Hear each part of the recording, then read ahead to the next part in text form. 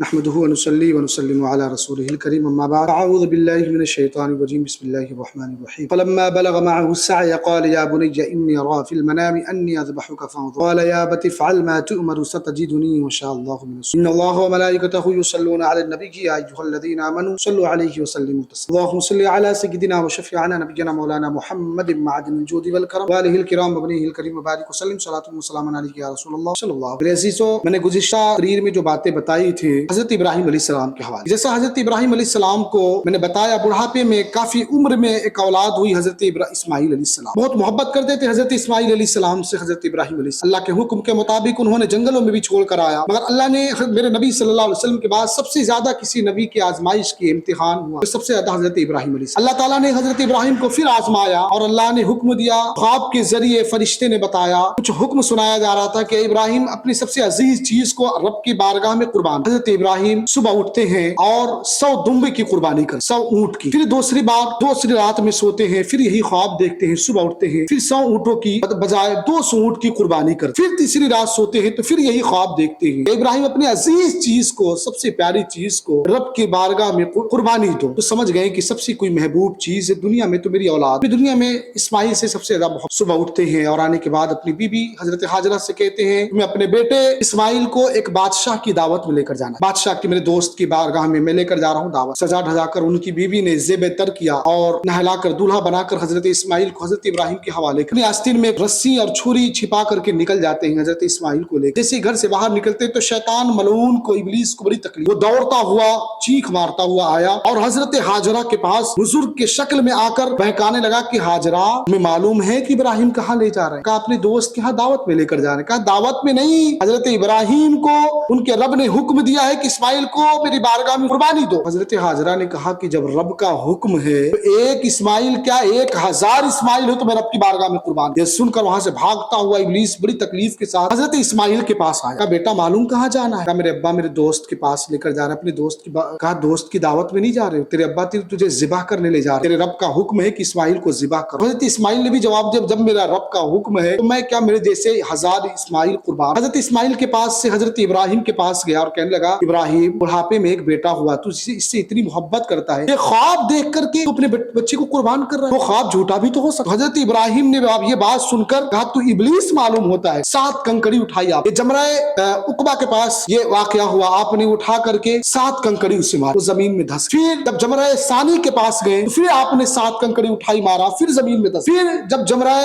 آپ کبرا کے پاس گئے تو وہاں پہ بھی آپ نے 7 کنکڑی اٹھا کے ماری، تو اللہ کو یہ کنکڑی مارنا اتنا پسند آیا حضرت ابراہیم کا، جو آج کہتے ہیں نا کہ جو کنکڑی مارتے ہیں، کئی لوگوں کا غلط فہمی ہے کہ ہمارے بھگوان کو مارتے ہیں، وہاں شنکر بھگوان ہے، کیا کیا کہتے ہیں نان مسلم لوگ، ایسا کچھ بھی نہیں ہے۔ اصل واقعہ یہی ہے کہ حضرت ابراہیم علیہ السلام نے جو ابلیس کو کنکڑی ماری تھی اللہ کو اتنا پسند آیا، قیامت تک آنے والے حاجیوں کے لیے یہ قانون بنا دیا گیا کہ سنت ابراہیمی کو زندہ رکھو، کہ جو آئے حج کرنے کے لیے وہاں پہ وہ 7 کنکڑی ضرور مارے، یہی کنکڑی کی حقیقت۔ اس کے بعد مینا کے وادی میں حضرت ابراہیم علیہ السلام اپنے بیٹے اسماعیل کو لے کر حاضر ہوئے، جب حاضر ہوئے تو حضرت اسماعیل نے 3 وصیت، ابا جان 3 وصیتیں ہیں آپ سے، آپ وہاں جانے کے بعد گفتگو ہوتی ہے، حضرت ابراہیم نے یہ قرآن کی آیت جو آج میں پڑھا یہ باتیں بتائیں کہ فلما بلغ معه السعي قال يا بني اے میرے بیٹے انی ارى في المنام، میں نے خواب دیکھا انی اذبحك فانظر ماذا ترى، میں نے دیکھا کہ میں تجھے ذبح کر رہا ہوں، میں تجھے ذبح کر رہا ہوں، اب تیری جو مرضی ہے وہ بتا، تیری رائے۔ تو حضرت اسماعیل نے کہا قال يا ابتي اے میرے ابا جان، قال يا ابتي افعل ما تؤمر ستجدني، جس چیز کا آپ کو حکم ہوا وہ آپ ضرور کیجئے، ان شاء اللہ من الصابرین، اللہ نے چاہا تو آپ مجھے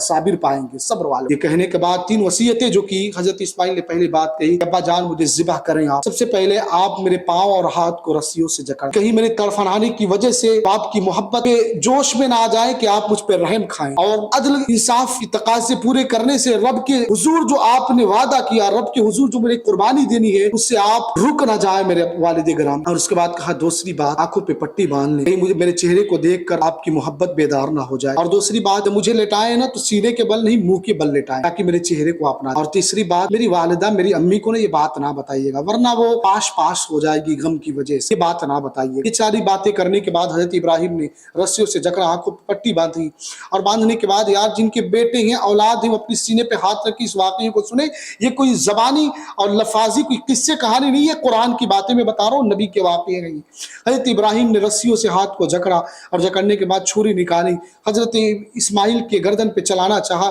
مگر چھری چلتی نہیں، حضرت اسماعیل کے ایک بال کو بھی نہیں کاٹتی، حضرت اسماعیل کے ایک بال کو نہیں کاٹتی۔ پھر دوسری مرتبہ کوشش کی، پھر بھی حضرت اسماعیل کے گردن نہیں کٹ رہے، تو جلال میں حضرت ابراہیم نے اس چھری کو پتھر پہ مارا، پتھر دو ٹکڑے ہو گئے۔ حضرت ابراہیم نے کہا یہ چھری تو اتنی تیز ہے، پتھر تو اس سے دو ٹکڑے ہو گئے، تو آخر اسماعیل کے گردن پہ چل کیوں نہیں رہی ہے؟ تو چھری بے زبان چھری نے کلام کیا، اے نبی اللہ، اللہ کے نبی، اے ابراہیم خلیل اللہ، نارے نمرود میں اس آگ میں اللہ نے آگ سے کتنے بار کہا تھا، کیوں نہیں وہ آگ جلی تھی؟ تو حضرت ابراہیم نے کہا میرے رب کا حکم تھا کہ آگ ٹھنڈی ہو جائے۔ تو کہا کتنی مرتبہ کہا؟ تو ایک مرتبہ۔ کہا اللہ نے مجھے 70 مرتبہ حکم دیا کہ چھری تو اسماعیل کی گردن پہ ڈال۔ فرماتے 70 مرتبہ اللہ نے حکم دیا، فرماتے میں کیسے چل جاؤں؟ حضرت اب اتنا دیکھنا تھا، تمام فرشتوں میں ایک عجیب کیفیت ہوئی کہ اللہ یہ تیرا محبوب واقعی تجھ سے بہت پیار، یہ تیرا خلیل کے لائق ہے ابراہیم، جو اپنی اولاد کو تیری بارگاہ میں لے کر چھری چلانے کے لیے، اور دعا کرتے ہیں رب قدیر کیوں نہیں میری قربانی کو قبول کر رہا ہے؟ اتنا کہنا تھا، اللہ نے حکم دیا جبریل امین کو کہ جبریل جنت جا اور جنت سے دمبے لے کر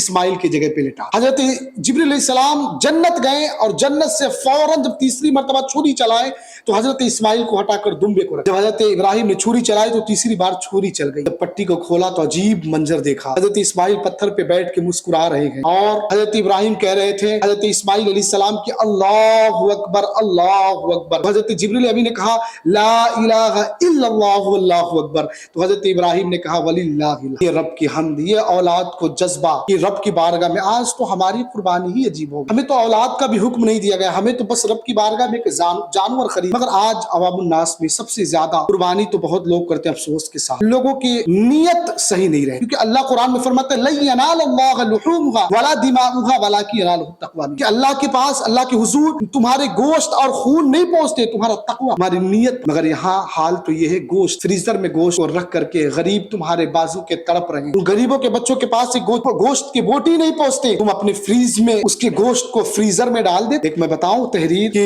ایک صاحب نے ایسی قربانی کی، ان کے بازو میں کچھ غریب بچے رہتے تھے، غریب لوگ، جب قربانی ہوئی نا تو جو غریب آدمی تھا اس کے بیٹے چھوٹے چھوٹے کہتے ابا جان ہمیں کوئی گوشت نہیں دے گا، ہمارے پڑوسیوں کی بھی تو قربانی ہے نا، وہ گوشت دیں گے نا؟ تو غریب باپ نے کہا بیٹا کہ ہمارے پاس میں ڈاکٹر صاحب اور ماسٹر صاحب ہیں، ان کے گھر پہ قربانی ہمیں گوشت ضرور دیں گے۔ انتظار کرتے کرتے شام میں وہ غریب باپ اس ماسٹر اور ڈاکٹر کے گھر پہ پہلے ڈاکٹر کے پاس جاتا ہے، ڈاکٹر صاحب قربانی ہوئی نا، ہمارا بھی حق ہے آپ کے گوشت میں، ہمارے بچے تڑپ رہے ہیں، ہمیں کچھ گوشت کی بوٹی نہیں دے سکتے؟ ڈاکٹر نے کہا منہ اٹھا کے چلے آتے، نکلو میرے گھر سے، تمہارے لیے قربانی کا گوشت۔ وہ غریب تڑپتا ہوا ماسٹر کے پاس، یہی بات ماسٹر سے کہا کہ ماسٹر صاحب ہمارا حق نہیں ہے ہمارے بچے، تو اس نے کیا کیا، چھوٹی سی لجڑی کی چربی پھینکنے کے قابل ایک گوشت نکال کے دی، وہ خوشی خوشی لے کر گھر پہ آتے، کہتے میرے ایلیا کم سے کم شوروا بنا دو، ہمارے بچے خوش ہو جائیں کہ آج بقرعید کا دن ہے، ہمیں گوشت نصیب ہوا۔ اگر حد تو اس بات پہ ہے یار، کچھ دنوں بعد اس محلے میں لائٹ چلی گئی، ٹرانسفارمر خراب ہونے کی وجہ سے پورے گاؤں میں لائٹ نہیں، کچھ دنوں بعد فریزر 1-2 دن تک بند رہا، پورے گوشت سڑ گئے، انہی غریب کے بچوں کے سامنے کچڑوں کے ڈھیر میں اتنا گوشت نکال کر وہ صاحب بچوں نے کہا عجیب ان دنیا کے لوگوں کے حالات، وہ غریب گوشت کے لیے سسک رہے ہیں، آپ کے فریزر بھر کے پھر سڑا کے اس گوشت کو پھینک دی۔ آج یہ ہمارے معاشرے میں یہ چیز پایا جاتا ہے، غریب تڑپ رہے ہیں، انہیں گوشت میسر نہ ہو، ہم اپنے گھر کے فریزر بھرتے رہے۔ میں بتاؤں حضرت طلحہ کے بارے میں، حضرت طلحہ فرماتے ہیں کہ ایک مرتبہ مجھے گوشت میرے گھر پہ آیا گوشت، میں سوچا میں تو روز گوشت، دیکھو میرے آقا نے کس طرح تربیت کی تھی اپنے صحابہ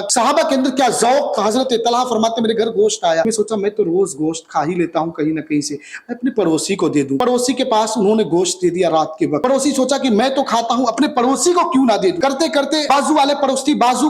کو فرماتے آدھی رات جب ہوئی تو وہ گوشت لوٹ کے میرے گھر پہ آ گیا۔ یہ حضور کی تربیت تھی، اس طرح درد رکھتے تھے امت کی حضور کے صحابہ۔ حضرت طلحہ فرماتے تب مجھے یقین ہوا کہ یہ گوشت واقعی میرے نصیب کا ہے، میرے اہلیہ بناؤ تب ہم کھائیں۔ یہ صحابہ کا طریقہ تھا، اور جب صحابہ کا طریقہ وہ لوگوں میں اس طرح جب زکوٰۃ کی آیت نازل ہوئی تو فرماتے ہیں کہ حضرت سیدنا صدیق اکبر کی حکومت کے بعد حضرت عمر فاروق کی جب حکومت آئی تو 5 سالوں میں یہ انقلاب پیدا ہوا، یہ ریولیوشن آیا کہ مدینے میں کوئی زکوٰۃ لینے والا ہی نہیں، سارے کے سارے لوگ امیر ہو گئے، کیونکہ وہ امت زکوٰۃ نکالی۔ جس چیز کی زکوٰۃ نکالی جاتی ہے وہ کبھی کمی نہیں ہوتی۔ آج کبھی آپ نے سنا ہے کہ مارکیٹ میں گائے کم ہے، بکری کم ہے، کروڑوں کی تعداد میں لوگ کھاتے، کتنے اربوں خربوں، کبھی یہ سننے میں یہ ضرور سنے کہ شیر کی کم کوانٹیٹی کم ہو گئی ہے، مور کم ہو گئے، حالانکہ شیر کو کوئی نہیں کھاتا۔ پتہ چلا کہ جو اللہ کی راہ میں جس چیز کو قربان کیا جاتا ہے اس میں برکت۔ میرے عزیزو، اللہ کی راہ میں زکوٰۃ نکالو، اس قربانی پہ عمل کرو، ورنہ یہ دین دور نہیں ہے، نہیں تو اور امتیوں کے دور میں تو یہ ہوتا قربانی وہ کرتے حضرت آدم علیہ السلام یا اور نبیوں کے امت میں کہ وہ گوشت کی قربانی کر کے پہاڑ پہ رکھ دیتے، جن کے گوشت کو آگ آسمان سے آ کر لے جائے